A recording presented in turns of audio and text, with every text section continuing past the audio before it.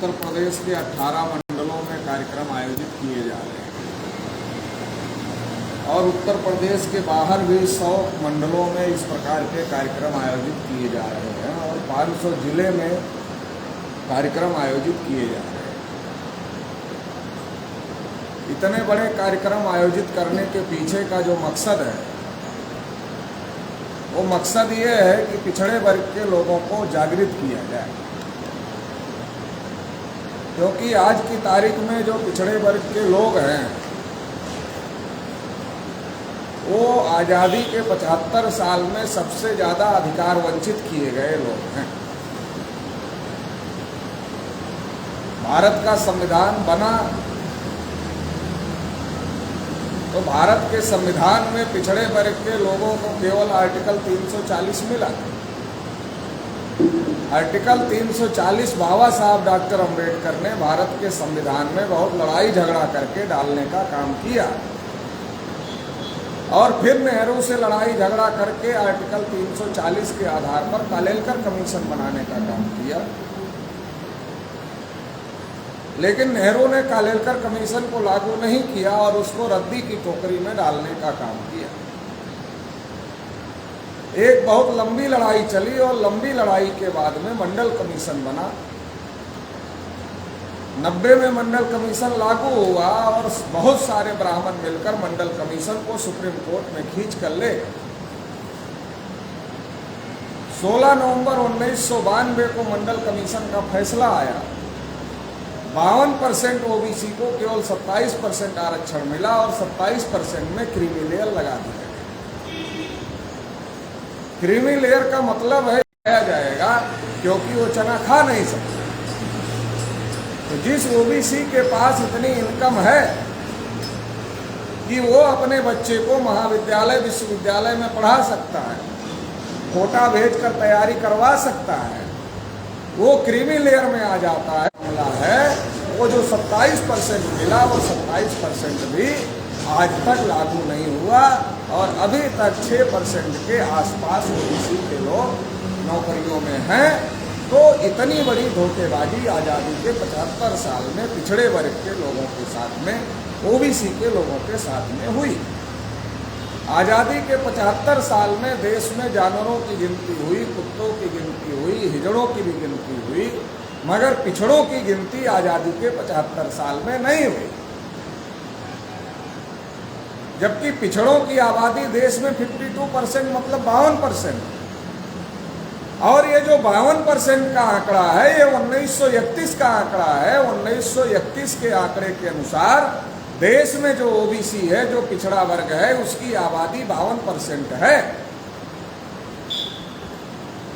ये भी बहुत हैरानी की बात है कि जिस समाज की आबादी आधे से अधिक है आज़ादी के 75 साल में, उसको रोना रोना पड़ रहा है कि देश में जानवरों की गिनती होती है, कुत्तों की गिनती होती है, हिजड़ों की गिनती होती है, मगर पिछड़ों की गिनती नहीं होती है। इस बात का रोना आज़ादी के 75 साल में ओबीसी के लोगों को रोना पड़ रहा है। तो सवाल है ये रोना क्यों रोना पड़ रहा है ओबीसी के लोगों को? ये रोना ओबीसी के लोगों को इसलिए रोना पड़ रहा है कि ओबीसी के लोगों को अपने इतिहास के बारे में जानकारी नहीं, अपने विरासत के बारे में जानकारी नहीं। और जो इतिहास होता है, जो विरासत होता है, वो पूंजी होता है। क्योंकि किसी राजा के घर में, राजमहल में अगर बच्चा पैदा हो तो राजकुमार होता है, लेकिन राजा का ही लड़का हो और कहीं लावारिस मिले तो लावारिस कहा जाता है, राजकुमार नहीं होता है, क्योंकि उसका इतिहास कट गया है। कोई जानता ही नहीं है कि वो राजा का लड़का है तो वो लावारिस बोला जाता है। तो इतिहास का इतना बड़ा मामला है, पिछड़े वर्ग के लोग अपने इतिहास के बारे में, अपने विरासत के बारे में नहीं जानते। इसलिए राष्ट्रीय पिछड़ा वर्ग मोर्चा के माध्यम से ये सघन अभियान पूरे देश भर में चलाया जा रहा है।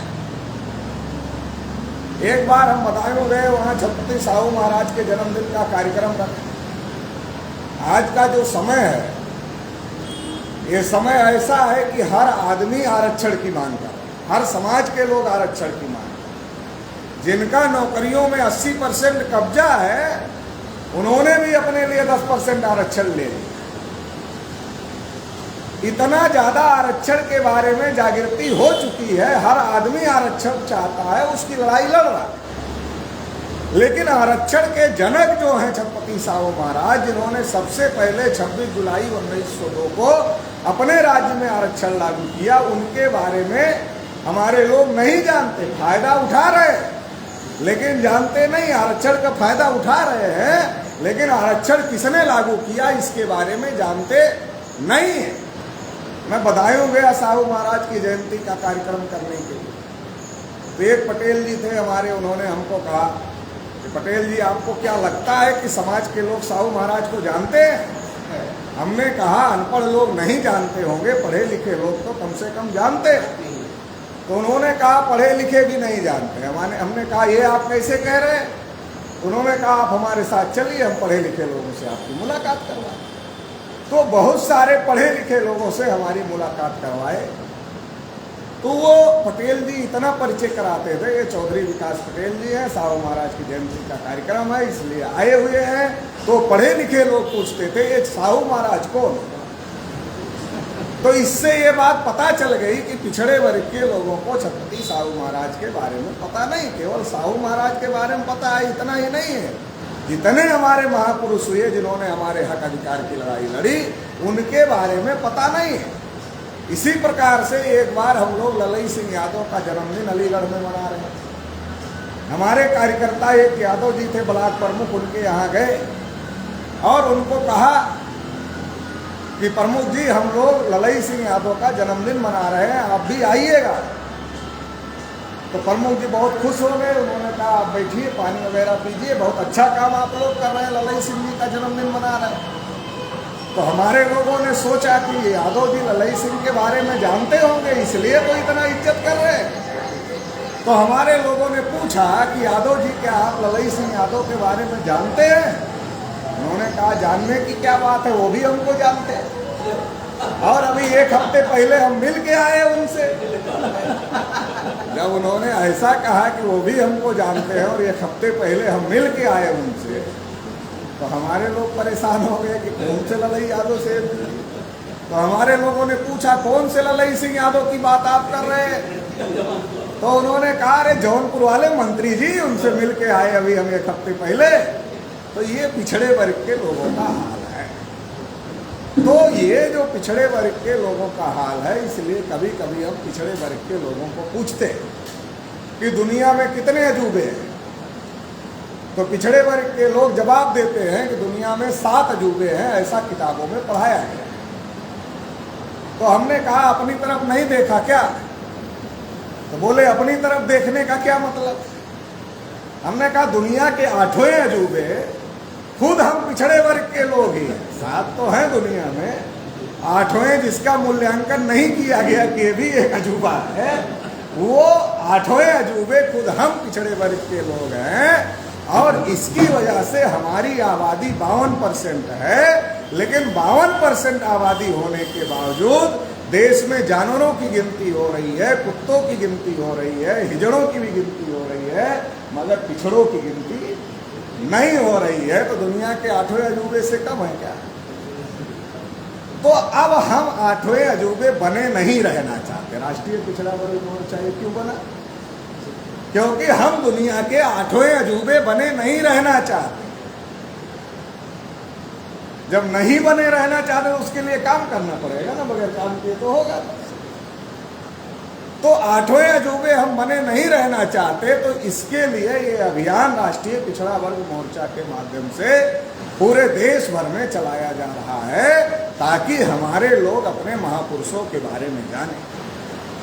जब हम अपने महापुरुषों के बारे में जानेंगे, अपने महापुरुषों के बारे में समझेंगे, तब हमें दोस्त और दुश्मन की पहचान होगी। और जब हमें दोस्त और दुश्मन की पहचान होगी कि हमारा दोस्त कौन है और हमारा दुश्मन कौन है, तब हम अपने हक अधिकार की लड़ाई को लड़ सकते हैं। अभी क्या है, ओबीसी के लोग जो दोस्त हैं उनको दुश्मन समझ लिए और जो दुश्मन है उनको दोस्त समझ लिए। अच्छा, आप दोस्त को दुश्मन समझ लोगे, कमजोर हो जाओगे? नहीं कमजोर हो जाओगे। भाई जो दोस्त है वो दुश्मन हो गया तो कमजोर हो गए ना, समझ लिए तो गलतफहमी में कमजोर हो गए। और दुश्मन को दोस्त समझ लिया मतलब उसको नजदीक ले आए, दुश्मन को दोस्ती कर लिया तो मौका देखकर विश्वासघात करेगा।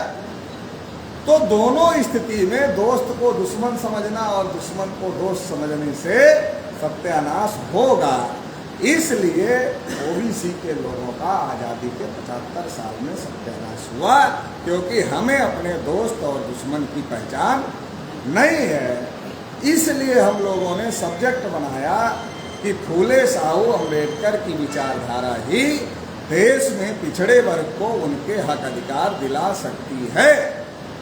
ये क्यों बनाया, ये सब्जेक्ट क्यों बनाया चर्चा करने के लिए देश भर में? क्योंकि पिछड़े वर्ग के लोग कहीं किसी के पीछे हैं, कहीं किसी के पीछे हैं, कहीं किसी के पीछे।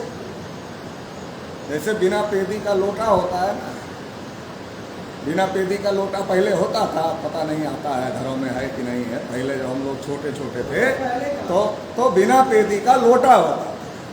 तो जो बिना पेदी का लोटा होता था उसको जब रखो लुढ़क जाता था, किधर भी लुढ़क जाता। तो ऐसे जो पिछड़ा वर्ग है, ओबीसी समाज है, ये किधर भी लुढ़क जाता है।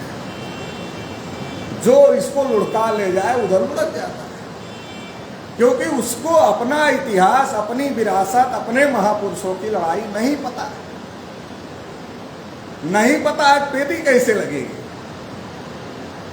पेदी लगेगी तब ना स्थिर होगा। वो पेदी क्या है? वो पेदी है विचारधारा की पेदी। तो कौन से विचारधारा की पेदी लगाना पड़ेगा? फूले साहू अम्बेडकर पेरियार की विचारधारा की पेदी लगाना पड़ेगा। तब उसको पता चलेगा कि हमारा दोस्त कौन है, हमारा दुश्मन कौन है, हमको किससे लड़ना है, हमको किससे नहीं लड़ना है, किस बात के लिए लड़ना है, किस बात के लिए नहीं लड़ना है। नहीं तो हर लड़ाई में ओबीसी, हर लड़ाई में ओबीसी है ना। बस अपनी लड़ाई छोड़कर बाकी हर लड़ाई में ओबीसी है। अपने हक अधिकार की लड़ाई छोड़कर हर लड़ाई में ओबीसी है, क्योंकि अपने हक अधिकार की लड़ाई के बारे में वो जानता ही नहीं है। जब जानता ही नहीं है तो उससे क्या उम्मीद करना? जब जानता नहीं है तो उससे कोई उम्मीद नहीं किया जा सकता। जब तक उसको जानकार ना बना दिया जाए तो उसको जानकार बनाना पड़ेगा, समझदार बनाना पड़ेगा। इसलिए इस प्रकार के कार्यक्रम राष्ट्रीय पिछड़ा वर्ग मोर्चा के द्वारा आयोजित 2022 का ये साल चल रहा है। 6 मई 1922 को छत्रपति साहू महाराज का महापरिनिर्वाण हुआ। अब ये 2022 चल रहा है, मतलब उनकी स्मृति के 100 साल पूरे हो रहे। परिनिर्वाण के 2022 100 साल पूरे हो रहे हैं। इसलिए 100 साल के मौके पर हम लोग छत्रपति साहू महाराज को पूरे देश भर में याद कर रहे हैं और पूरे देश भर में छत्रपति साहू महाराज के स्मृति शताब्दी वर्ष के मौके पर कार्यक्रमों का आयोजन करने का काम कर रहे हैं। क्योंकि आधुनिक भारत में भी बहुत सारे राजा हुए, बहुत सारी रियासतें थी, लेकिन छत्रपति साहू महाराज जैसा राजा बहुत सारी रियासतों में कम ही थे। और ये कहा भी जा सकता है कि नहीं भी। छत्रपति साहू महाराज जैसा सोचते थे। हर एक समाज के लिए साहू महाराज ने अपने राज्य में काम किया। क्यों काम किया? क्योंकि वो जो 1848 में ज्योतिबा फूले ने लड़ाई शुरू किया था, उस लड़ाई को छत्रपति साहू महाराज आगे बढ़ा रहे थे। इसलिए वो समझ रहे थे, इसलिए उन्होंने हर एक समाज के लिए अपने समय में काम करने का काम किया। लेकिन आज सिलेबस में साहू महाराज को नहीं पढ़ाया जाता, बाल गंगाधर तिलक को पढ़ाया जाता। जब साहू महाराज थे तब बाल गंगाधर तिलक भी थे, दोनों समकालीन थे। दोनों में 36 का आंकड़ा रहता था, दोनों में कभी नहीं बनती थी। लेकिन एक को पढ़ाया जाता है, एक को नहीं पढ़ाया जाता। तिलक के बारे में पढ़ाया जाता है, स्वराज्य हमारा जन्म सिद्ध अधिकार है, इसे हम लेकर रहे हैं।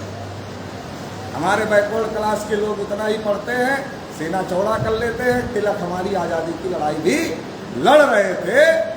अब उनको आधा पढ़ा तो आधा ही समझ में आया। अब उसको पूरा कराना है तो पंडित लोग तो पढ़ाएंगे नहीं। अब उसको पूरा करना है तो राष्ट्रीय पिछड़ा वर्ग मोर्चा को पूरा करना पड़ रहा है। ओबीसी जो आधा पढ़ा है तो आधा पढ़े हुए को पूरा पढ़ाना है। तो पूरा पढ़ाने के लिए राष्ट्रीय पिछड़ा वर्ग मोर्चा बनाया गया कि इतना तक ही नहीं है कि स्वराज्य हमारा जन्मसिद्ध अधिकार है, इसे हम लेकर रहे हैं। पूरा क्या है? जब साउथ बोरो कमीशन आया भारत में, भास्कर राव यादव ने ओबीसी के लिए विधिमंडल में आरक्षण मांगा, बाबा साहब डॉक्टर अंबेडकर ने शेड्यूल कास्ट के लिए आरक्षण मांगा। तो तिलक उस समय कांग्रेस के नेता थे। तिलक ने साहू महाराज के बॉर्डर पर जो अथनी नाम का गांव था वहां भाषण दिया, क्योंकि तिलक को डर लगता था साहू महाराज के राज्य में बोलेंगे पता नहीं क्या होगा, इसलिए राज्य के बाहर भाषण दिया। तेली को संसद में जाकर क्या तेल निकालना, कुर्मी को संसद में जाकर क्या हल चलाना है, दर्जी को संसद में जाकर क्या कपड़े सिलने हैं, तेली तमोली और कुलभटों को संसद में जाकर क्या करना है। संसद कोई भूमि है जहां तेली तेल निकालेगा, कुर्मी हल चलाएगा, दर्जी कपड़े सिले। तिलक की ये बात किसी किताब में नहीं पढ़ाई जाती। अगर ये दोनों बात पढ़ा दिया जाए, क्या क्या, स्वराज्य हमारा जन्मसिद्ध अधिकार है, इसे हम लेकर रहेंगे, और तेली तमोली और कुलभटों को संसद में जाकर क्या हल चलाना, दोनों बात अगर पढ़ा दिया जाए, बैकवर्ड शेड्यूल कास्ट के आदमी को समझ में आ जाएगा तिलक की आज़ादी में हम लोग शामिल नहीं थे। ये बात समझ में आ जाएगी। लेकिन साहू महाराज को नहीं पढ़ाया जाता, तिलक को पढ़ाया जाता।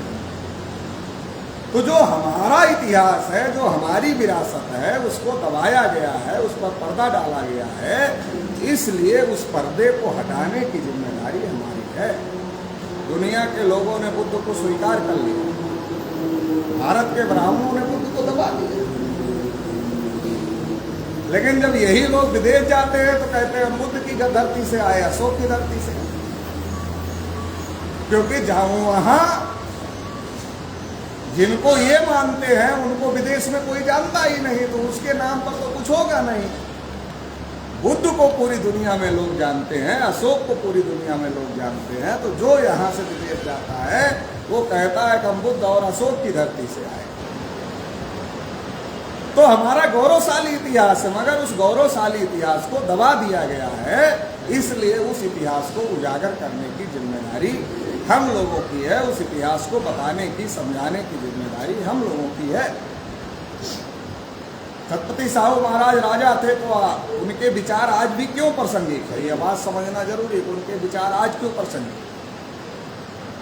जब छत्रपति साहू महाराज ने अपने राज्य का कार्यभार संभाला तो 90% उनके राज्य में, प्रशासन में ब्राह्मण लोग थे। तो छत्रपति साहू महाराज को लगा ये इतने ज्यादा क्यों? तो साहू महाराज ने 26 जुलाई 1902 को 50% आरक्षण लागू कर दिया। जब आज आरक्षण पर इतनी प्रतिक्रिया हो रही है तो साहू महाराज ने जब आरक्षण लागू किया तब भी प्रतिक्रिया हुई हो। साहू महाराज के पास ब्राह्मण गए और कहने लगे आपका राज्य ही नष्ट हो जाएगा, आपने आरक्षण लागू कर दिया, इससे मेरिट वाले लोग आएंगे नहीं, जिनको आप लाए हैं उनके पास मेरिट नहीं है। सारे कर्मचारी साहू महाराज के राज्य के इकट्ठा हो गए और साहू महाराज के पास गए, कहा इनके पास कोई मेरिट नहीं है जिनको आपने आरक्षण से भर्ती किया है। आज भी तो प्रचार करते हैं कि डॉक्टर वो आरक्षण से आया है उसके पास मत जाना, नहीं तो ऑपरेशन करेगा तो कैंची पेट में ही छोड़ देगा। ऐसा प्रचार आज भी ब्राह्मण लोग करते हैं। तब भी साहू महाराज को कहा, उनके ही राज्य के कर्मचारियों ने कहा। तो साहू महाराज तो राजा थे, वो अपने तरीके से जवाब देते थे। तो साहू महाराज ने कहा तुम लोग योग्य हो क्या? कहा हाँ हम लोग तो योग्य हैं। कहा तुम लोग योग्य हो तो ये जितने आरक्षण से आए हैं इनको योग्य बना दो, और अगर इतने समय के अंदर योग्य नहीं बना पाए तो हम ये मान लेंगे तुम ही योग्य नहीं हो और तुमको पहले नौकरी से निकाल। ब्राह्मण लोग समझ गए कि अब तो खतरा है, अगर दोबारा जाके कहे कि महाराज ये योग्य नहीं बन रहे हैं तो फिर हमारी छुट्टी हो जाएगी। तो इससे अच्छा है जाके कह दें महाराज हमने इन सबको पढ़ा लिखा कर ट्रेंड कर दिया और अब ये योग्य हो गए। तो ब्राह्मण गए वापस और कहा ये योग्य हो।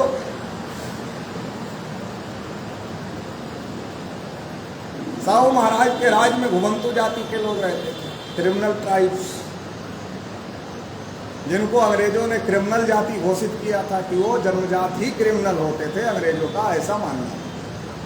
तो जब उनके घर में बच्चा पैदा होता था तो उनको थाने में लिखवाना पड़ता था कि हमारे घर में एक बच्चा पैदा हो गया, तो पुलिस नोट कर लेती थी कि एक और क्रिमिनल पैदा हो। साहू महाराज ने कहा कोई जन्मजात क्रिमिनल कैसे हो सकता। जिनको अंग्रेजों ने क्रिमिनल घोषित किया था, साहू महाराज ने उनको अपने राज्य में नौकरी दिया पुलिस में, और उन्होंने ईमानदारी से काम किया। साहू महाराज ने दिखाया कि देखो जिनको आप क्रिमिनल कह रहे थे, तो ईमानदारी से अगर इनको रोजगार दिया जाए तो ये ईमानदारी से काम करेंगे। अगर इनको कुछ नहीं है खाने पीने को काम धंधा, तो ये कर रहे हैं जो इनका आ रहा है। जैसे आज भी गांव देहात में अभी भी छुआछूत बहुत ज्यादा है। कुत्ता थाली चाट ले पवित्र है। शेड्यूल कास्ट का आदमी थाली को हाथ लगा दे तो थाली घर के बाहर चली जाती है। साहू महाराज के समय में भी था। साहू महाराज ने जो काम्बले थे, गंगाराम काम्बले, उनको बुलाया, कहा ये पैसा ले। कहा महाराज क्या करें? कहा इसका होटल खोल दो। कहा महाराज घड़ा छू लेता हूँ पानी वाला तो पिटाई हो जाती है, होटल खोलूंगा तो होटल पे कौन आएगा? कहा उसकी चिंता तुम मत करो। तो गंगाराम काम्बले ने होटल खोल लिया। साहू महाराज गंगाराम काम्बले के होटल पर चले जाते थे।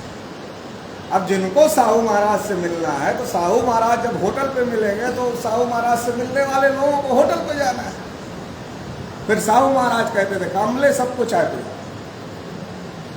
अब साहू महाराज आदेश कर रहे हैं, गंगा काम्बले चाय पिला रहे हैं, कौन मना करेगा कि हम चाय नहीं पिए? आज जो शेड्यूल कास्ट के लिए एक्ट है, साहू महाराज ने अपने राज्य में पहले वो कानून बनाया, कोई छुआछूत करेगा तो उसके खिलाफ कानूनी कार्रवाई करेंगे। अपने राज्य में पहले कानून बनाया। आज हम जाति आधारित गिनती की लड़ाई लड़ रहे हैं, साहू महाराज ने पहले जाति आधारित गिनती किया अपने राज्य में। और बाबा साहब अम्बेडकर को जब पैसे की दिक्कत थी पढ़ने के लिए, तो साहू महाराज ने बाबा साहब अम्बेडकर को मदद, इसलिए मदद नहीं किया कि साहू महाराज की बिरादरी के थे बाबा साहब, बिरादरी के तो थे, साहू महाराज की जाति के तो बाबा साहब थे नहीं, किस लिए मदद किया। आज तो हम लोग महापुरुष भी ढूंढते हैं तो अपनी अपनी जाति का महापुरुष ढूंढते हैं। वो जाति के थे कि नहीं थे, लेकिन हमने मान लिया कि वो हमारी ही जाति के थे, और हम अपनी अपनी जाति का महापुरुष ढूंढ ढूंढ के उनका जयंती मनाते हैं, उनका परिनिर्वाण दिन मनाते हैं। तो क्या एक जाति के लिए काम करके कोई आदमी महापुरुष हो सकता है? क्या इतिहास में कोई भी आदमी एक जाति के लिए काम करके महापुरुष हुआ? जो समाज के लिए काम करेगा, देश के लिए काम करेगा, वही महापुरुष हुआ। तो महापुरुष सबके लिए काम किए, जाति व्यवस्था खत्म करने के लिए काम किए, और हम महापुरुषों को ही जाति में बांट लिए। तो अगर महापुरुष होते तो डंडा निकाल कर पिटाई करते कि नहीं करते कि नालायकों, हमने सबके लिए काम किया, जाति व्यवस्था समाप्त करने के लिए काम किया, और तुम लोग हमको ही जाति तक रोक रहे हो, हमको ही एक जाति तक सीमित कर दिया। साहू महाराज बाबा साहब अम्बेडकर का जाति का रिश्ता नहीं था, लेकिन विचारधारा का रिश्ता था, आंदोलन का रिश्ता था। विचारधारा का रिश्ता होता है, उद्देश्य का रिश्ता होता है, वो जाति के रिश्ते से, खून के रिश्ते से बड़ा होता है। क्यों था? क्योंकि साहू महाराज लड़ाई लड़ रहे थे, राजा नहीं थे, लड़ाई लड़ रहे थे, राज नहीं कर रहे थे, लड़ाई लड़ रहे थे। जो लड़ाई ज्योतिबा फूले 1848 में शुरू किए थे, सेठ जी भट्ट जी बनाम शूद्र और अति शूद्र। ज्योतिबा फूले की क्या लड़ाई थी? सेठ जी भट्ट जी बनाम शूद्र और अति शूद्र। सेठ जी मतलब बनिया, भट्ट जी मतलब ब्राह्मण, ब्राह्मण बनिया बनाम शूद्र और अति शूद्र। ये जो लड़ाई थी उसी लड़ाई को, ज्योतिबा फूले की लड़ाई को साहू महाराज आगे बढ़ाने का काम कर रहे थे। इसलिए साहू महाराज को बात समझ में आ रही थी कि मैं विदेश से पढ़ा हूं तो मुझे समझ में आ रहा है, अगर और समाज से लोग विदेश से पढ़ के आएंगे उनको भी समझ में आएगा, तब यहाँ लड़ाई लड़ी जा सकती है कांग्रेस के लोगों से, ब्राह्मणों से तब लड़ाई लड़ी जा सकती है। इसलिए साहू महाराज को जब पता चला तो साहू महाराज ने बाबा साहब अम्बेडकर को कहा, आप पढ़ाई पूरी करो, हम आपकी पूरी मदद करेंगे। और जब मानगांव परिषद लगा तो छत्रपति साहू महाराज ने कहा कि आप सभी को आपका नेता, आपका मसीहा डॉक्टर अम्बेडकर के रूप में मिल गया है। मेरा अंतर्मन कहता है कि आने वाले समय में डॉक्टर अम्बेडकर पूरे देश के नेता होंगे।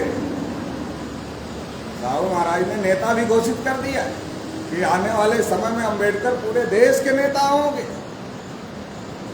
बाबा साहब ने कहा अगर साहू महाराज नहीं होते तो डॉक्टर अम्बेडकर भी नहीं होते, दोनों मिलजुल कर लड़ाई लड़ रहे हैं। आज समाज में हम लोग अलग अलग हैं।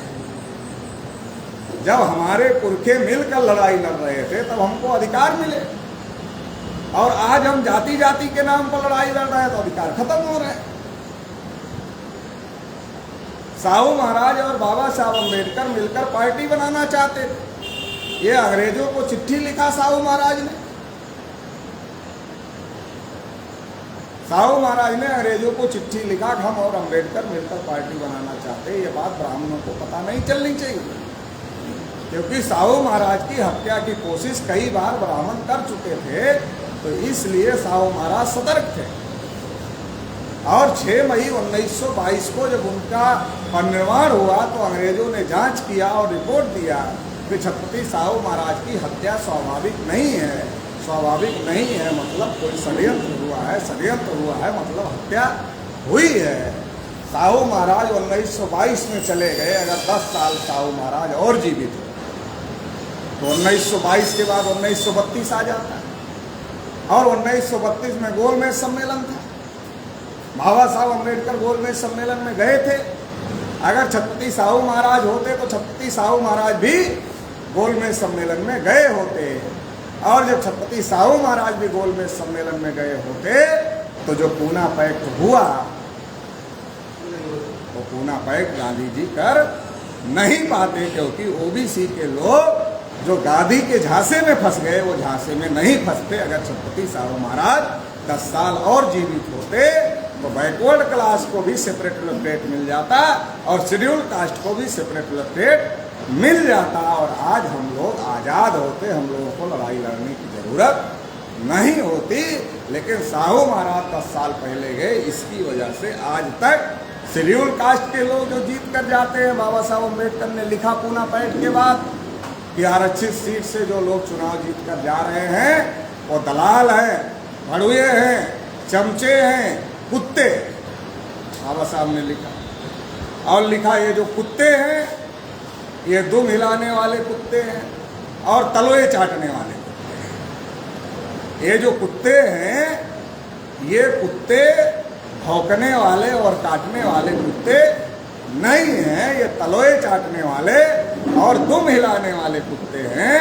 तो बाबा साहब ने लिख दिया 131 मेंबर ऑफ पार्लियामेंट चुनाव जीतकर शेड्यूल कास्ट की सीट से जा रहे हैं, बोलते नहीं, एकदम चुप रहते हैं संसद में। ओबीसी के लोग भी नहीं बोलते। ओबीसी के लोग तो जनरल सीट से जा रहे हैं, ये तो रिजर्व सीट से नहीं जा रहे, जनरल सीट से जा रहे हैं, फिर भी नहीं बोल रहे। क्यों नहीं बोल रहे? क्योंकि कानून बना दिया गया कि पार्टी लाइन से हटकर अगर कोई व्यक्ति पार्लियामेंट में बोलेगा तो उसकी सदस्यता खत्म हो जाएगी। इसलिए जो कांग्रेस का है, कांग्रेस से जीत कर गया है, वो कांग्रेस का अध्यक्ष जब कहेगा तभी बोले। जो बीजेपी से जीत के गया है, बीजेपी का अध्यक्ष जब कहेगा तभी बोलेगा। तो कांग्रेस और बीजेपी ब्राह्मणों की पार्टियां हैं, तो हमारे लिए बोलने के लिए अपने सांसद को क्यों कहेंगे? तो जब यहां चुनाव लड़ने के लिए आता तो कहता बिरादरी है, बैकवर्ड है, शेड्यूल कास्ट है, और जब चुनाव जीत के जाता तो कहता हम कांग्रेस के हैं, हम भाजपा के हैं। तो इसलिए हमारी समस्याओं का समाधान नहीं हो रहा है। हमारे जिन लोगों ने अपनी पार्टियां बनाई वो लड़े भी, अपनी सरकारें भी बनाई, तमाम हक अधिकार भी दिए, लेकिन अब जो सिचुएशन है, अब क्या है? अब बोलने की हिम्मत नहीं है। क्यों नहीं है? क्योंकि डर लग गया है। डर लग गया है सीबीआई का, डर लग गया है ईडी का। अब जेल जाने का डर लग गया है तो बोलते नहीं। और हमारी तरफ कहावत है कि जो डर गया वो मर गया। पता नहीं आपके बुंदेलखंड में है नहीं है, मुझे नहीं पता, लेकिन हमारी तरफ कहावत है कि जो डर गया वो मर गया। शरीर से तो जिंदा ही है लेकिन मन से मर गया। और जो मर गया तो मुर्दा लड़ाई लड़ता है क्या? मुर्दा लड़ाई नहीं लड़ सकता है, जिंदा लोग लड़ाई लड़ते हैं। हमारे लोगों को लगता नहीं मुर्दा लड़ाई लड़ता। अभी भी हमारे लोगों को लग रहा है अरे डर गया तो मर गया, अब मर गया तो जिंदा लाश है, लड़ाई नहीं लड़ सकता, जिंदा लाश। तो जो लड़ नहीं सकता अभी भी हमारे लोग उससे ही चिपके हुए हैं। जैसे बनरिया का बच्चा होता है ना, तो बनरिया उसको चिपकाए रखती है। कब तक चिपकाए रखती है?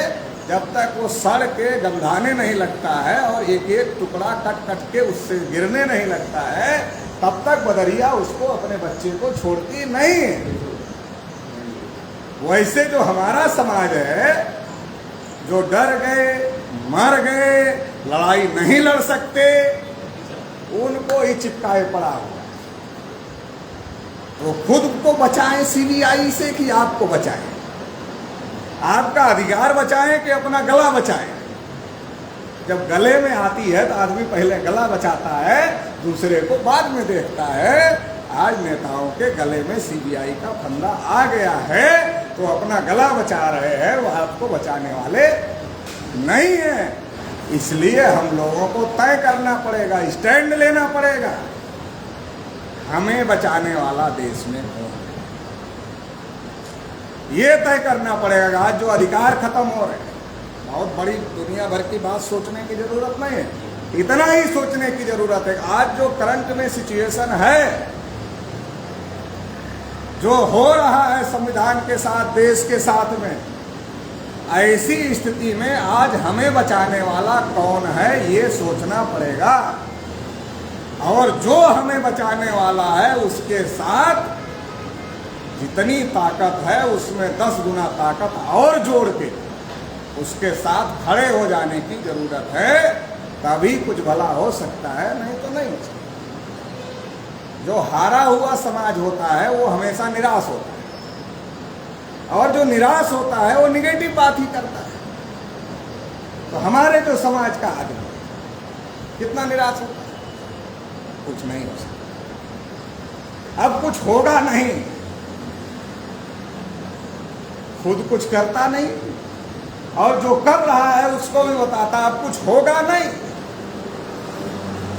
निराशा का प्रचार और प्रसार करता है। जो आपके दिमाग में निराशा की बात डालता है वो आपका सबसे बड़ा दुश्मन है। नोट कर लो, वो आपका सबसे बड़ा दुश्मन है।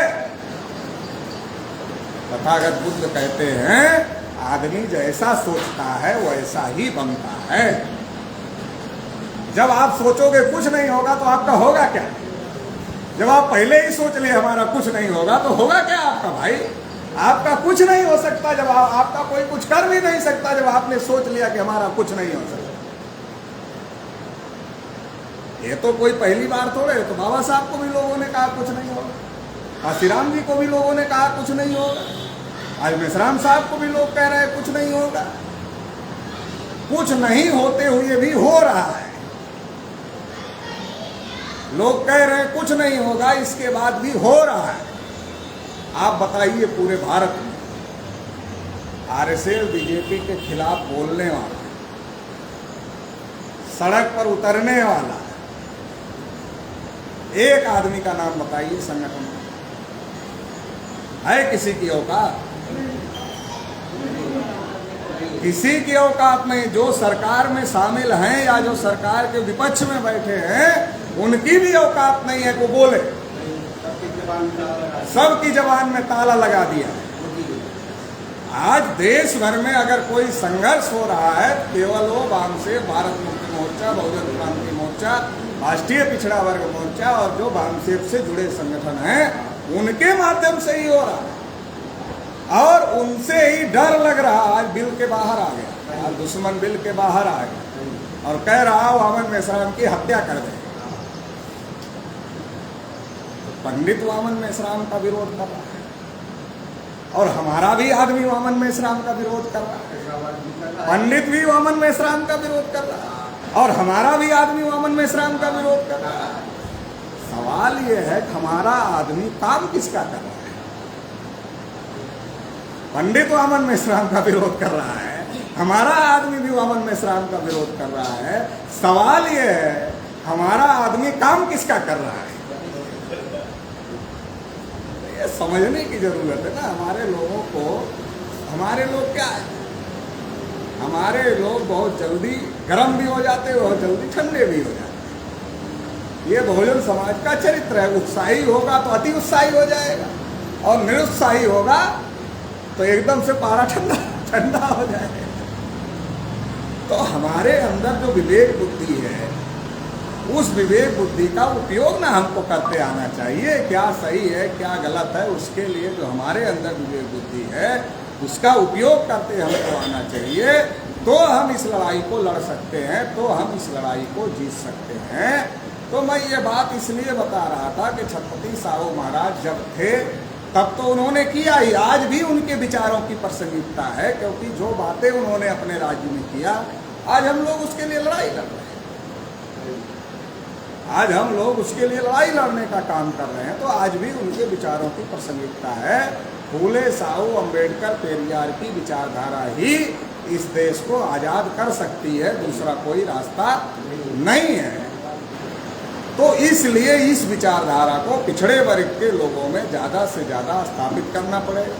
शेड्यूल कास्ट में स्थापित है लेकिन ज़्यादा स्थापित करना पड़ेगा, आदिवासियों में स्थापित करना पड़ेगा, माइनॉरिटीज में स्थापित करना पड़ेगा।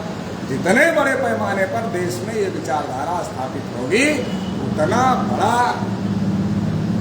आंदोलन ये बनेगा और जितना बड़ा ये आंदोलन बनेगा उतना ज़्यादा हम लोग जो हमारे दुश्मन हैं उनको कमजोर कर सकते हैं। संख्या हमारी ज़्यादा है, सब कुछ हमारा है, लेकिन सब कुछ हमारा होने के बावजूद भी हम ये कहते हैं कि हम गुलाम हैं। क्यों कहना पड़ा? क्योंकि लोग हमारे हैं मगर हमारे लोगों के दिमाग पर दूसरों का कब्जा है। लोग हमारे हैं, हमारे लोगों के दिमाग पर ब्राह्मणों का कब्जा है। जब दिमाग पर ब्राह्मणों का कब्जा तो कब्जा तो हटाना पड़ेगा ना। हटाएगा कौन? जिसके दिमाग से हट गया वो हटाएगा। मान लो हमारे दिमाग से हट गया, आपके दिमाग से हट गया, आपके दिमाग से हट गया, जिसके दिमाग से हट गया उसका ये कर्तव्य है, जिसके दिमाग पर कब्जा है उसका इलाज करो, इलाज शांतिपूर्वक करो। हमारे लोग ऑपरेशन ही डायरेक्ट करते हैं और ऑपरेशन में बगैर शून्य किए ही कैंची मारते हैं। तो बगैर शून्य किए मारोगे तो चिल्लाएगा ही चिल्लाएगा। तो सही तरीके से ऑपरेशन करना आना चाहिए ताकि हमारा आदमी भागे ना, ठीक हो हमसे। तो राष्ट्रीय पिछड़ा वर्ग मोर्चा इसलिए पिछड़ों को जागृत करने का काम कर रहा है। 25 मई को भारत बंद किया ना हम लोगों ने, 25 मई को भारत बंद किया। बिहार सरकार ने फैसला ले लिया जाति जनगणना का और भाजपा के समर्थन से सरकार है।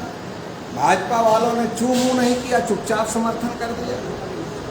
बोला अगर विरोध करेंगे तो और बड़ा मामला खड़ा हो जाएगा, नीतीश कुमार कहीं अलग भाग गए तेजस्वी के साथ तो और ज़्यादा संकट खड़ा हो जाएगा, इसलिए चुपचाप जो है समर्थन कर दिया।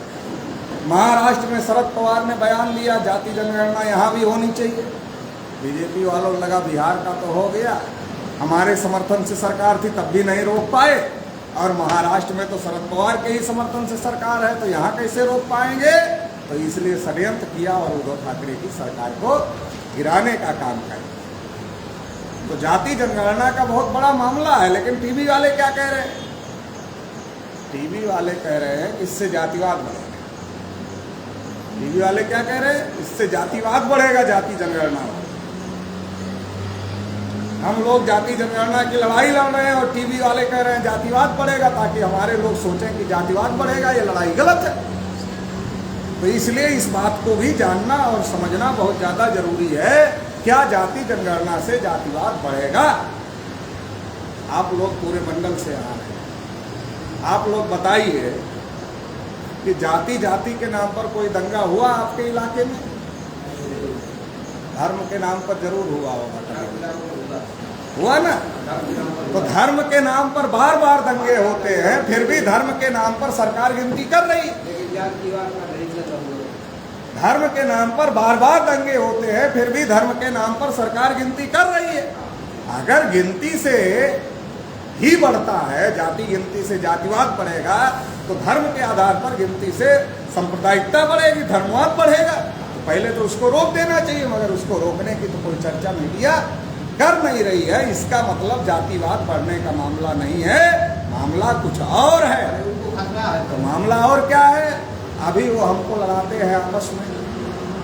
कुर्मी को कहते यादव सब खा लिया, मौर्य को कहते कुशवाहा को यादव कुर्मी मिल के सब खा लिए, पाल बघेल कश्यप निषाद को कहते हैं नहीं यादव कुर्मी मौर्य सब मिलके सब खा लिए, आपस में ही लड़ रहे हैं। ऐसे शेड्यूल कास्ट में कहते फला जाति खा लिया, फला जाति खा लिया। ये आंकड़ा कैसे आएगा? जब जाति आधारित जनगणना होगा तो दूध का दूध और पानी का पानी सामने आ जाएगा। क्योंकि हम केवल अपनी गिनती नहीं मांग रहे, पंडित लोगों की भी गिनती हो, ये भी मांग रहे हैं। पंडितों की भी हो, क्षत्रियों की भी हो, वैश्यों की भी हो, सबकी हो, एक आदमी की नहीं, सबकी गिनती करो पूरे भारत में जितने लोग हैं। तो आंकड़ा आएगा,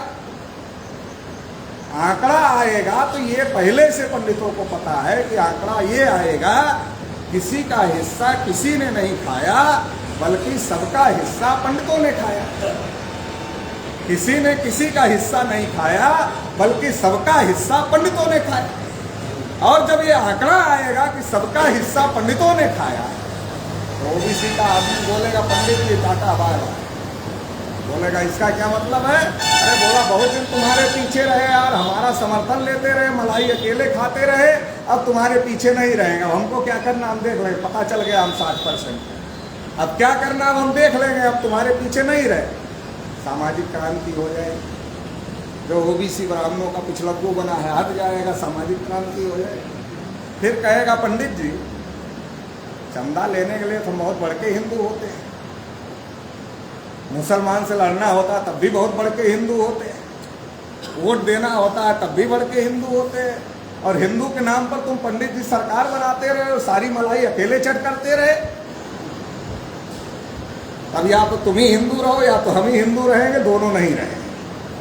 धार्मिक क्रांति हो जाएगी, ओबीसी का अलग धर्म हो जाएगा, सामाजिक क्रांति हो जाएगी, धार्मिक क्रांति हो जाएगी। और जब ओबीसी के अंदर ये चेतना आ जाएगी तो वोट डालेगा ना, तो राजनीतिक क्रांति हो जाएगी। तो जाति आधारित जनगणना से सामाजिक क्रांति होगी, राजनीतिक क्रांति होगी, धार्मिक क्रांति होगी। ये तीन प्रकार की क्रांतियां जाति आधारित जनगणना से होने वाली हैं। और इससे जो ब्राह्मणों ने नाजायज तरीके से भारत पर कब्जा किया है, वो कब्जा खत्म हो जाएगा, देश में इंसाफ कायम हो जाएगा। क्योंकि हम तो यही कह रहे हैं भाई, सबकी गिनती करो, जिसकी जितनी संख्या है उसको उतना हिस्सा दो, यही तो इंसाफ है, यही तो न्याय है, इंसाफ लागू हो जाएगा। लेकिन ये लोग इंसाफ कहाँ चाहते हैं? वो चाहते सबका हिस्सा हम ही हड़प के रखें। इसलिए जब जब हम अपने हक अधिकार की बात करते तब तब वो हिंदू मुसलमान की बात है। ओबीसी SC ST के लोगों को समझ लेना चाहिए, जब जब हिंदू मुसलमान की बात करना शुरू हो जाए तो जान लो आपका कोई अधिकार जाने वाला। जब मंडल कमीशन की लड़ाई चल रही थी तब इन लोगों ने कमंडल की लड़ाई शुरू किया, और ओबीसी को 52% को 27% मिला, 27% में क्रीमी लेयर लग गया। ओबीसी कहाँ जाता अगर कमंडल में नहीं जाता? तो संसद की तरफ जाता, संसद घेर लेता। अगर संसद की तरफ ओबीसी जाता तो 52 को 52 मिल जाता। ओबीसी संसद की तरफ ना जाए, इसलिए इन लोगों ने कहा हम तो तुम्हारे राम का मंदिर अयोध्या में बनाना चाहते हैं, मुसलमान लोग बनने नहीं दे रहे हैं, इसलिए चलो अयोध्या। जिसको अपने अधिकार के लिए संसद घेरना चाहिए था, उसने बाबरी मस्जिद घेर लिया और 6 दिसंबर 1992 को बाबरी मस्जिद गिरा दी। गिराने वाले में बहुत बड़के नेता थे, विनय कटियार, कल्याण सिंह, उमा भारती, परवीर तोगड़िया। शिलान्यास हुआ तो भनक भी नहीं लगने दिया और ट्रस्ट बना, एक भी ओबीसी को ट्रस्ट में नहीं रखा। हमने कहा भाई दूसरे ओबीसी के लोग अच्छे वाले नहीं हो, मगर विनय कटियार तो अच्छे वाले हैं ना, कल्याण सिंह अच्छे वाले हैं, बेचारे सरकार गंवा दिए, जेल तक गए। उमा भारती अच्छी वाली है, मंदिर बनाने के लिए इतना त्याग किया, इनको तो ट्रस्ट में रख लेते, इनको भी नहीं रखा। तो ओबीसी का इस्तेमाल करो और फेंक दो। पहले इस्तेमाल करो, फिर ताकत हासिल करो, उस ताकत से इनका सत्यानाश करो और इन्हें ही फेंक दो। तो ये जो साजिश चल रही है देश में, इस साजिश को समझने की जरूरत है। जब हम लोगों ने गिनती का मामला खड़ा किया तो हिजाब का मामला शुरू हो गया, फिर अजान का मामला। हिजाब और अजान आज से पहन रहे और बोल रहे हैं मुसलमान। पता नहीं कब से, हम लोग पैदा नहीं हुए, आप लोग भी पैदा नहीं होंगे, जब से इस्लाम आया होगा तब से अजान हो रही है, कोई आज से तो हो नहीं रही है। हिजाब तब से पहन रहे, आज तक विवाद नहीं था। जब जातिगत जनगणना का आंदोलन खड़ा हुआ तब ये सारे विवाद खड़े हो गए। इसके बाद काशी मथुरा शुरू हो, इसके बाद नूपुर शर्मा ने बयान दे दिया। लगातार हिंदू मुसलमान, हिंदू मुसलमान, हिंदू मुसलमान, हिंदू मुसलमान क्यों किया जा रहा है? ताकि जो वास्तविक लड़ाई देश में वामशेर भारत मुक्ति मोर्चा, बहुजन क्रांति मोर्चा के माध्यम से लड़ी जा रही है और कोई नहीं लड़ रहा, यही लड़ रहा है। जो वास्तविक लड़ाई लड़ी जा रही है, उस वास्तविक लड़ाई को दबाया जा सके, इसलिए इस प्रकार के विवाद खड़े किए जाते हैं। तो ये बात भी हम लोगों को समझने की और लोगों को बताने की जरूरत है। जैसे हिंदू मुस्लिम का मामला हो, समझ जाओ कि अब कोई ना कोई साजिश हमारे खिलाफ होने वाली है, क्योंकि हिंदू मुसलमान के देश में क्या लड़ा? आजाद भारत में आजादी के 75 साल में एक भी मुसलमान देश का प्रधानमंत्री नहीं बना।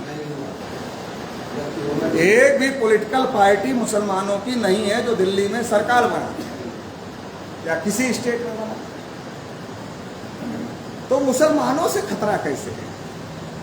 अच्छा, मुसलमान नहीं बना 75 साल में, शेड्यूल कास्ट का भी कोई आदमी 75 साल में देश का प्रधानमंत्री नहीं बना। एक भी शेड्यूल कास्ट की पार्टी नहीं है जो दिल्ली में सरकार बना। कोई आदिवासी प्रधानमंत्री नहीं बना, एक भी आदिवासी की पार्टी नहीं है जो सरकार बना। मुसलमान की आबादी 15%, शेड्यूल कास्ट की आबादी 15%, आदिवासी की आबादी 7.5%। इनका कोई पार्टी नहीं है जो दिल्ली में सरकार बना ले, और ना ही ये कभी प्रधानमंत्री बने। 52% से ज्यादा ओबीसी, ओबीसी की एक भी पार्टी नहीं है जो दिल्ली में सरकार बने। और एक भी ओबीसी अगर नरेंद्र मोदी को छोड़ दिया जाए तो 5 साल के लिए देश का प्रधानमंत्री नहीं बन पाए। एक बार देवगौड़ा बने थे, थोड़े समय के लिए जाति जनगणना का फैसला लिया, सरकार गिर गई। एक बार चौधरी चरण सिंह बने थे, सरकार गिर गई। इनके अलावा कोई ओबीसी नरेंद्र मोदी को छोड़कर देश का प्रधानमंत्री 5 साल के लिए नहीं बन पाया। और नरेंद्र मोदी बने नहीं है, बनाए गए। एक बार हम लोगों ने ग्राम प्रधानों की सूची निकाला कि जो शेड्यूल कास्ट ओबीसी के ग्राम प्रधान हैं उनसे मुलाकात किया जाए। तो जब सूची निकाला तो गए गांव में मिलने के लिए। तो गांव के बाहर एक आदमी बकरी चरा रहा था, तो उसको पूछा प्रधान जी का घर कौन सा? उसने इशारे से बताया प्रधान जी का घर कौन। गए वहाँ, घर के अंदर घुसे तो पता चला ये तो ठाकुर का घर। हम लोग असमंजस में, लिस्ट में शेड्यूल कास्ट, प्रधान जी का घर ठाकुर कैसे हो सकता? तो हम लोगों ने पूछा उनको, प्रधान जी का घर यही है? उन्होंने कहा यही है। उन्होंने कहा आप ही प्रधान हैं? तब वो थोड़ा हिचकिचाए, बोले प्रधान तो हम ही रहते थे, इस बार सीट रिजर्व हो गई थी इसलिए दूसरे को बना दिया। तब तक वो बकरी चराने वाला आदमी पहुंच गया, क्योंकि उसको पता था प्रधान को पूछ रहे हैं, हमारा भी काम अंगूठा लगाने के लिए लगेगा। तो ठाकुर ने बताया यही प्रधान है, इनको ही बनाया। तो ऐसे ऐसे प्रधान बने हैं जो अपना घर भी नहीं बताते कि हमारा घर कौन सा है। जो ठाकुर थे उनको लगा तो कोई काम होगा, ये लोग 4 व्हीलर से गए तो उनको लगा सरकारी ऑफिस से आए होंगे, कोई काम होगा। बोले बैठिए चाय पानी करिए, फिर जो काम होगा हो जाएगा, कोई चिंता नहीं, आप सही है। हमने कहा वो ठीक है चाय पानी, आप ये बताइए प्रधान जी की मोहर आपके घर रहती है या प्रधान जी के घर रहती है, बताइए। हाँ भैया मोहर भी यही रहती है तो रजिस्टर भी यही रहता है, आप चिंता मत करिए, आप सही जगह आए। बता तो दिया आपको, इस बार रिजर्व सीट हो गई थी इसलिए इनको बना दी। तो जैसे प्रधान की मोहर ठाकुर के घर रहती है, वैसे ही नरेंद्र मोदी की मोहर मोहन भागवत के घर रहती है। तो नरेंद्र मोदी बना नहीं, बनाए गए। और इसलिए नरेंद्र मोदी ने कहा कि हमने कोई ऐसा काम नहीं किया जिससे हमको शर्म महसूस है। तो कौन कह रहा है कि नरेंद्र मोदी को शर्म करना चाहिए? हम ही लोग तो कह रहे हैं कि नरेंद्र मोदी जी, आप किसी बात पर आपको शर्म महसूस हो ना हो, लेकिन आपको खुद को ओबीसी कहने पर जरूर शर्म महसूस होना चाहिए। क्यों? क्योंकि 314 ओबीसी के बच्चे यूपीएससी की परीक्षा पास किए, उनकी नियुक्ति आपने रोक दिया। ओबीसी के बच्चों की स्कॉलरशिप आपने बंद कर दिया, बजट में ओबीसी को कुछ नहीं दिया, और सुप्रीम कोर्ट में एफिडेविट दिलवा दिया कि हम ओबीसी की गिनती नहीं कर सकते। आप जानवरों की गिनती करते हैं मगर ओबीसी की गिनती नहीं कर सकते। तो आपको शर्म आनी चाहिए खुद को ओबीसी कहने में, और शर्म नहीं आना चाहिए, चुल्लू भर पानी में डूब जाना चाहिए, इतना ज्यादा शर्म आनी चाहिए, इतना ज्यादा शर्म आनी चाहिए। जब इस बात का हम लोग प्रचार प्रसार कर रहे हैं तो आरएसएस के लोगों ने, मोहन भागवत ने कहा हम सरकार के डे टू डे के काम में कोई हस्तक्षेप नहीं करते हैं, रोज रोज के सरकार के काम में हम कोई हस्तक्षेप नहीं करते। कौन कह रहा? हम ही लोग तो कह रहे हैं कि सरकार आरएसएस चला रही है। तो मोहन भागवत जवाब दे रहा है कि हम रोज रोज के काम में हस्तक्षेप नहीं करते हैं। तो रोज रोज के काम में हस्तक्षेप नहीं करते हैं, इसका दूसरा मतलब ये है कि कभी कभार हस्तक्षेप करते हैं। और वो कभी कभार कब हस्तक्षेप करते हैं? जब एससी एसटी का मामला आता है, जब ओबीसी का मामला आता है, जब माइनॉरिटीज का मामला आता है, तब हम सरकार के कामकाज में हस्तक्षेप करते हैं और ओबीसी एससी एसटी के लोगों को उनका हक अधिकार नहीं लेने देते। तो इसलिए मैं कह रहा हूं कि नरेंद्र मोदी अपने को ओबीसी कहते हैं, लेकिन आप मूर्ख से मूर्ख महामूर्ख आदमी ढूंढ लीजिए और उसको कहिए कि अपने पैर में कुल्हाड़ी मारो। महामूर्ख आदमी अपने पैर में कुल्हाड़ी मारेगा? मोदी जी तो मूर्ख है नहीं, देश के प्रधानमंत्री है, मूर्ख कैसे हो सकते हैं? उनको मूर्ख कैसे कहा जा सकता है? मगर वो पिछड़ों के विरोध में लगातार काम कर रहे हैं, मतलब अपने ही पैर पर कुल्हाड़ी मारने का काम, खुद को पिछड़ा भी बताते हैं और पिछड़ों के पैर पर कुल्हाड़ी भी मारने का काम कर रहे हैं। इसलिए मैंने कहा नरेंद्र मोदी जी मुख नहीं है, मुखौटा है। मुख नहीं है, मुखौटा है। आरएसएस के लोगों ने सोचा कि पिछड़े वर्ग के लोगों का वोट लेना है तो चेहरा दिखाएं। पंडित को प्रधानमंत्री का चेहरा दिखाएंगे तो वोट मिलेगा नहीं, इसलिए ओबीसी का मुखौटा लगा लिया और पीछे से सारा का सारा काम आरएसएस के ब्राह्मण ही सरकार को चलाने का कर रहे हैं।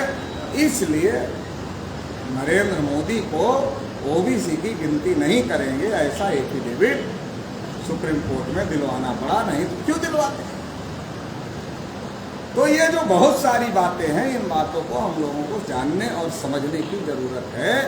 और आज की तारीख में जो राष्ट्रवाद का प्रचार चल रहा है, इसको भी थोड़ा समझ लीजिए। जो राष्ट्र के नहीं है वो कह रहे हैं हम राष्ट्रवादी, और हम जिसको सर्टिफिकेट देंगे वही राष्ट्रवादी है, वही देशभक्त है, बाकी सब देशद्रोही। जो राष्ट्र के नहीं है वो राष्ट्रवाद की बात करते हैं। क्यों करते? जो दरोगा नहीं होता वो दरोगा नाम रखता है, जो कोतवाल नहीं होता वो कोतवाल नाम रखता है, जो डीएम नहीं होता वो डीएम नाम रखता है। जो डीएम है उसको डीएम नाम रखने की जरूरत है, जो कोतवाल है उसको कोतवाल नाम रखने की जरूरत है। जो नहीं होता वही प्रचार करता है। ये राष्ट्र के नहीं, इनको डर लगता है कि हम विदेशी हैं, हम विदेशी हैं, कहीं यहाँ के लोगों को पता न चल जाए हम विदेशी, इसलिए वो पहले से सर्टिफिकेट लेते रहते हैं, हम राष्ट्रवादी हैं, हम देशभक्त हैं, हम राष्ट्रवादी, हम देशभक्त हैं, प्रचार करते हैं ताकि कैसे, जैसे कोई चोर होता है, मान लो कोई चोर है, चोरी यहाँ से कर ली, अब वो जान रहा कि हमने चोरी कर लिया, अभी खोजबीन होगा तो मुझे पकड़ा जा सकता है, वो पहले ही हल्ला मचाया, चोर भाग रहा है, चोर भाग रहा है, चोर भाग रहा है, तो जितने लोग थे वो दौड़ा लिए सड़क पर जाते हुए आदमी को, चोर भी दौड़ा लिया सड़क पर जाते हुए आदमी को, चोर बच गया, निर्दोष आदमी बेचारा पीटा गया। देश में जो हालात चल रहे हैं वो ऐसे ही हालात चल रहे हैं कि गलती कोई और कर रहा है, खामियाजा कोई और भुगत रहा है, ये हो रहा है। अभी मोहन भागवत ने कुछ दिन पहले बयान दिया था, अखंड भारत बनाए, हमारे लोग बहुत खुश हो गए, अखंड भारत बनाए, ये तो होना चाहिए। कभी कभी वो कहते विश्व गुरु बनाए, लोग खुश हो जाते, क्यों? क्योंकि हमारे पुरखों ने अखंड भारत बनाया, हमारे पुरखों ने विश्व गुरु बनाया, हमारे पुरखों ने सोने की चिड़िया बनाया। राजा विरिधरथ जो अंतिम मौर्य शासक थे, उनकी हत्या पुष्यमित्र शुंग नाम के ब्राह्मण ने किया, उसके बाद जातिवाद आया ना भारत में, उसके बाद छुआछूत आया ना भारत में, 6000 से ज्यादा टुकड़ों में भारत को बांटने का काम तो ब्राह्मणों ने किया, जानवरों से बदतर स्थिति में यहाँ के मूल निवासियों को पहुंचाने का काम ब्राह्मणों ने किया। और पुराना मौर्यकालीन नक्शा देखो तो अफगानिस्तान तक भारत है, उसको टुकड़े टुकड़े करके छोटा करने का काम इन्होंने किया। नालंदा जैसी यूनिवर्सिटी को जलवाने का काम मुगलों के साथ मिलकर इन्होंने किया। ये सारा काम तो इन्होंने किया। और आज वो कहते हैं नहीं हम अखंड भारत, क्यों कहते हैं? आप खुश हो। देखो, एक राष्ट्रवाद था गांधी और कांग्रेस, जो हम लोगों को ले डूबा, इतना ले डूबा कि अभी तक भुगत रहे। और एक राष्ट्रवाद है मोहन भागवत। गांधी और कांग्रेस के राष्ट्रवाद में फंसे 75 साल से भुगत रहे हैं, अभी तक उबर नहीं पाए। और अभी एक से उबर नहीं पाए, दूसरे ब्राह्मण के राष्ट्रवाद में, आरएसएस वाले राष्ट्रवाद में फंस गए। इससे तो हजारों पीढ़ियां नहीं उबर पाएंगे, तो इतना ज्यादा भयानक है। वो भी राष्ट्र के नहीं थे, ये भी राष्ट्र के नहीं है, वो भी फर्जी राष्ट्रवाद की बात कर रहे थे, ये भी फर्जी राष्ट्रवाद की बात। उन्होंने कहा सबकी आजादी की लड़ाई है, ओबीसी के लोग बहुत बड़ी संख्या में उसमें शामिल हो गए। गांधी और कांग्रेस के आंदोलन में ओबीसी के लोग बहुत बड़ी संख्या में शामिल हो गए, लेकिन जब संविधान सभा का चुनाव आया, एक भी ओबीसी को संविधान सभा का टिकट नहीं दिया। तिलक ने तो कहा ही था, तेली तमोली कुन भट्टों को संसद में जाकर क्या हल चलाना है। बिहार में कोयरी, कुर्मी और यादव लोगों ने मिलकर त्रिवेणी संघ बनाया, और त्रिवेणी संघ के लोग कांग्रेस के लोगों के पास में गए और कहा टिकट दे। कहा तुम में से कोई खद्दरधारी नहीं? कहा मतलब टिकट लेने के लिए खद्दरधारी होना जरूरी है? कहा हाँ, खद्दरधारी होना तो जरूरी है। तो ये लोग ढूंढ के ले गए खद्दरधारी। कहा खद्दरधारी तो है, मगर इसमें कोई आज़ादी की लड़ाई में जेल ही नहीं गया, तो आज़ादी की लड़ाई में जेल जाने वाला आदमी चाहिए। तो खद्दरधारी भी होना चाहिए। गेहूं चावल पैदा करना है, क्या करना है वहां जाके तुम लोगों को? तो जब लड़ाई लड़ना हो तो बैकवर्ड लोग अच्छे, जब अधिकार लेना हो तो बैकवर्ड अच्छे नहीं है, हजम नहीं हो। कांग्रेस में गांधी जी ने कहा अगर मुझे सरदार पटेल नहीं मिलते तो मैं सफल नहीं होता। ये बात गांधी जी को हमेशा याद थी, बस एक समय भूल गए। वो कब भूल गए? जब सरदार पटेल को प्रधानमंत्री बनाने का मौका आया, तब गांधी जी भूल गए, बाकी हमेशा याद। बहुमत होने के बावजूद भी सरदार पटेल को प्रधानमंत्री नहीं बनाया।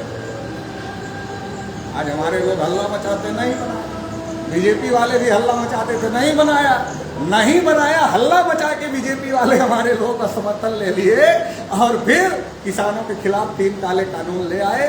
700-800 किसान शहीद हो गए उसमें, तब जाके अपनी जमीन बचा पाए। अभी आज प्रेस किया, किसानों ने सरकार जो लिखित वादा किया था उस पर कोई अमल नहीं। तो हमको लड़ने के लिए तो हमारा उपयोग हो रहा है, अधिकार के लिए हम लायक नहीं। संविधान सभा में एक भी ओबीसी को टिकट नहीं मिला। बाबा साहब अम्बेडकर ने संविधान सभा में लड़ाई लड़ी, इसलिए आर्टिकल 340 आया। आज जो 27% आरक्षण ओबीसी को है, उसकी जड़ में मंडल कमीशन है, मंडल कमीशन की जड़ में कालेलकर कमीशन है, और कालेलकर कमीशन की जड़ में आर्टिकल 340 है, आर्टिकल 340 के जड़ में बाबा साहब अम्बेडकर है। इतना बड़ा मामला है। ये मामला हमारे लोगों को पता नहीं है। हमारे लोग दुश्मनों के झांसे में आ जाते हैं, और दुश्मनों के झांसे में आते हैं तो लड़ाई लड़वाता है। जैसे मजदूर का उपयोग घर बनाने तक होता है, जब घर कंप्लीट हो जाता है तो मजदूर की एंट्री बंद हो जाती है। वैसे ही ये लोग हमारा उपयोग करते हैं और उपयोग करके फेंक देते हैं। इसलिए ओबीसी के लोगों को, SC ST के लोगों को अपना स्वतंत्र और आत्मनिर्भर आंदोलन खड़ा करने की जरूरत है। आज वो आंदोलन पूरे देश भर में चल रहा है, तो इसलिए ये जो आंदोलन पूरे देश भर में चल रहा है, इस आंदोलन को ज़्यादा से ज़्यादा मजबूत करने की जरूरत है। अभी हम लोग 25 मई को भारत बंद किए थे, अभी आने वाले समय दोबारा भी भारत बंद करें, अभी उसकी तैयारी चल रही। 18 कमिश्नरियों में उत्तर प्रदेश में प्रोग्राम चल रहे। इसके बाद 75 जिलों में चलेंगे उत्तर प्रदेश। फिर तहसील लेवल पे, ब्लॉक लेवल पे, न्याय पंचायत और ग्राम पंचायत लेवल तक तैयारी की जाएगी। ऐसे ही पूरे भारत के 550 जिलों में तैयारी की जाएगी। और अगली बार का जो भारत बंद करेंगे वो 50 गुना बड़ा भारत बंद, कम से कम 50 गुना बड़ा भारत बंद करेंगे।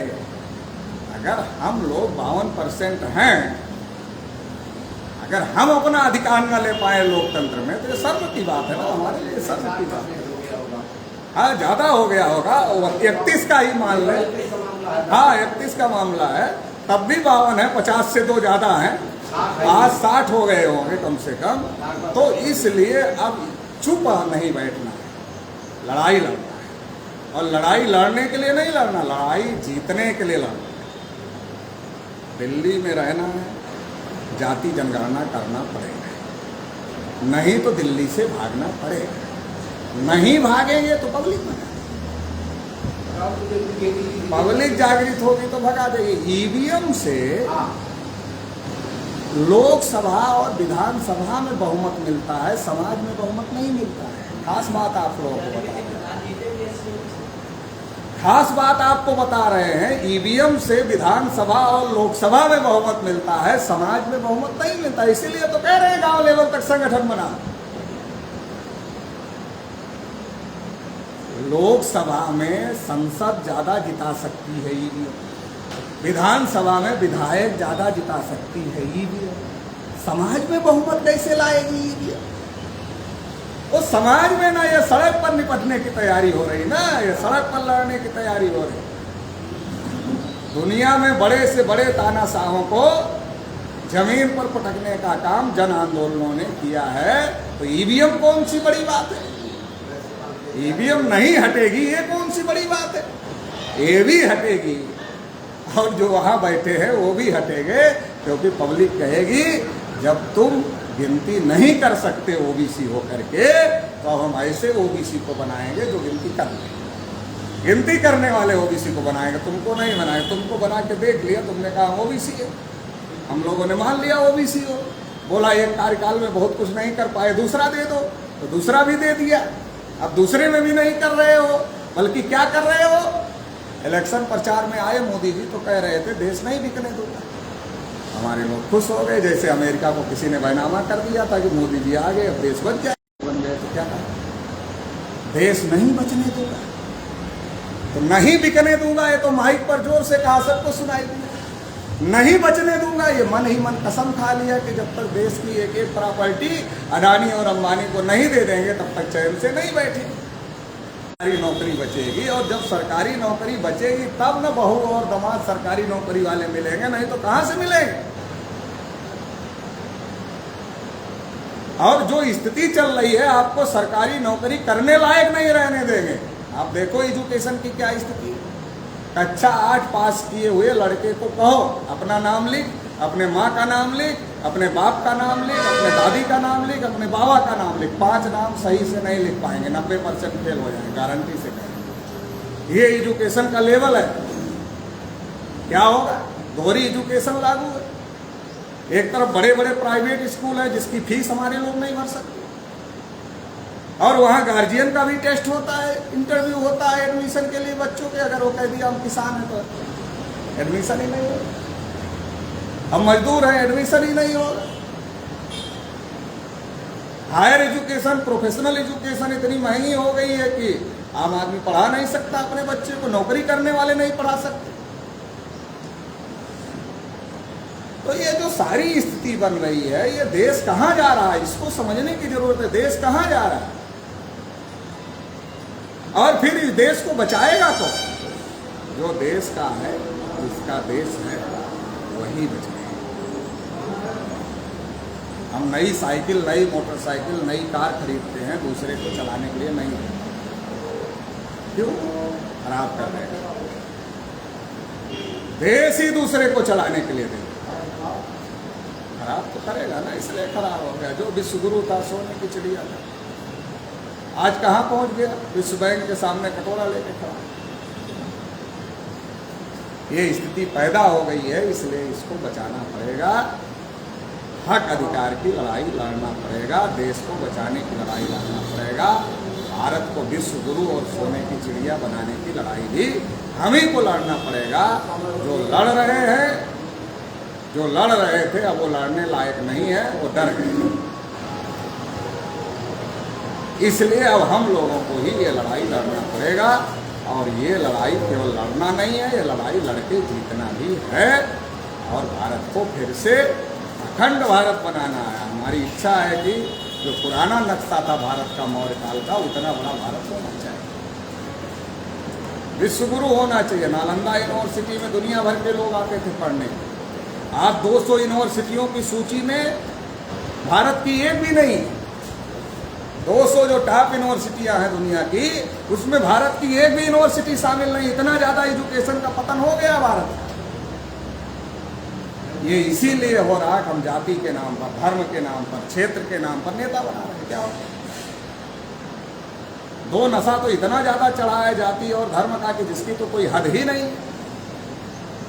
खासतौर से बैकवर्डों के ऊपर तो बहुत ज्यादा चढ़ा है। बिरादरी का नेता बिरादरी में आता, कहता सब बिरादरी वाले आगे चले गए, अपनी बिरादरी पीछे रह गई, इसको आगे लेकर जाना है। आदमी सोचता है यार, जब सब बिरादरी वाले आगे चले गए, अपनी ही पीछे रह गई, तो जरूर नेताजी आगे लेके जा रहे हैं, नेताजी के पीछे खड़े हो जाओ। बिरादरी नेताजी के पीछे और नेताजी अमित शाह के पीछे। बिरादरी नेताजी के पीछे और नेताजी अमित शाह के पीछे। और अमित शाह क्या करते हैं? एक मिनिस्टर बना देते हैं, वो भी जिसको दिल्ली में ऑफिशियल आत नहीं होती। 27 मंत्री बनाया बैकवर्डों का, खूब प्रचार किया। थोड़ा पता करो, 27 मंत्रियों ने दिल्ली में बैठकर एक भी आर्डर ओबीसी के फेवर में निकाला? काम करने के लिए मंत्री नहीं बनाया, प्रचार करने के लिए मंत्री बनाया। इसलिए वो सेंट्रल गवर्नमेंट के मंत्री कम हैं और भाजपा के प्रचार मंत्री ज्यादा हैं कि तुम अपनी अपनी बिरादरी का वोट इकट्ठा करके बीजेपी को दिलाने का काम करो। इसके लिए मंत्री बनाया।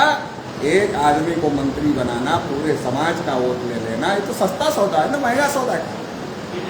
तो सस्ता सौदा है, ये सस्ता सौदा हो रहा है। क्यों हो रहा है? क्योंकि जाति के नाम पर चेतना है, वर्ग के नाम पर चेतना नहीं है। जाति के नाम पर चेतना है, इसको बदलना होगा। जाति के नाम पर संविधान में कोई अधिकार नहीं। एससी के नाम पर अधिकार, एसटी के नाम पर अधिकार, ओबीसी के नाम पर अधिकार, जाति के नाम पर कौन सा अधिकार? यादव के नाम पे कौन सा अधिकार है? कुर्मी के नाम पे कौन सा अधिकार है? कुशवाहा के नाम पे कौन सा अधिकार है? चमार, पासी, धोबी, खंडित के नाम पे कौन सा अधिकार है? कोई अधिकार नहीं है। वर्ग के नाम पर अधिकार है। तो हम वर्ग के आधार पर तो संगठित होकर लड़ो, जाति के नाम पर लड़ रहे।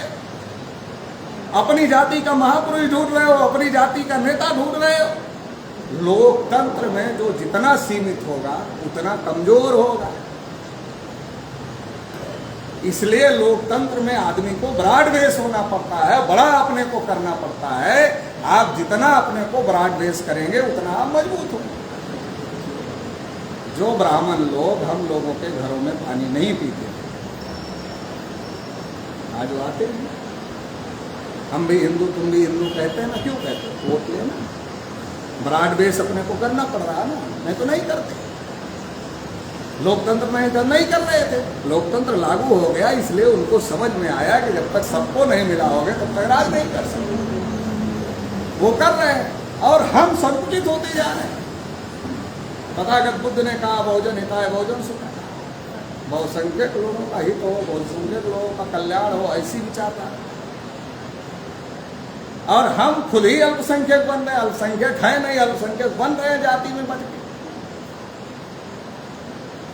तो हमें अपने महापुरुषों से सीखना होगा, अपने महापुरुषों की लड़ाई को पढ़ना और समझना होगा, और उसके आधार पर हम लोगों को वर्तमान में प्लानिंग बना करके लड़ाई लड़ना होगा। अगर हम उस प्रकार से लड़ाई लड़ते हैं तो निश्चित रूप से हम लोग सफल होंगे, क्योंकि आज की तारीख में बहुत बड़े पैमाने पर समाज जागृत है।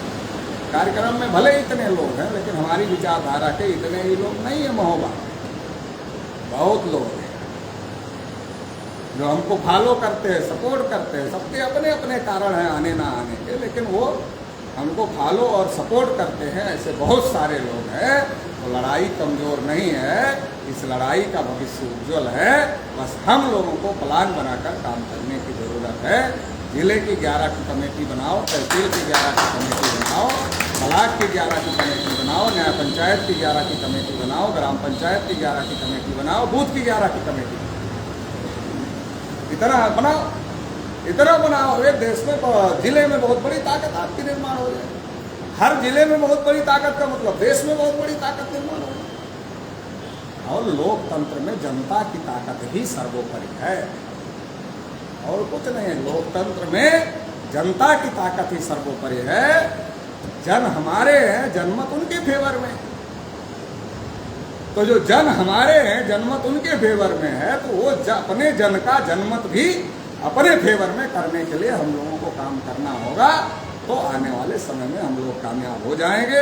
इतना इस मौके पर मैं कहना चाहता हूँ। बहुत सारी बातें आप लोगों ने बहुत ध्यानपूर्वक सुनी, इसके लिए आभार, धन्यवाद। जय हिंद।